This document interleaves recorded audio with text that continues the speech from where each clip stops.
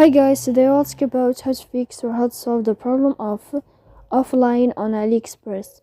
To know how to fix or how to solve the problem of offline on AliExpress app, you should just go to settings. After that, you can click on apps, default apps, app settings. Then we'll enter to the window of AliExpress. After that, you can click on first stop and you can click OK. Here we'll enter to the window of storage. Then you can click clear cache. Don't click clear data because that can cause the errors in your app.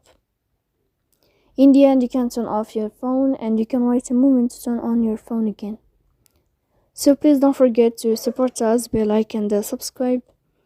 See you next time in another video, and thank you for your attention and your watching.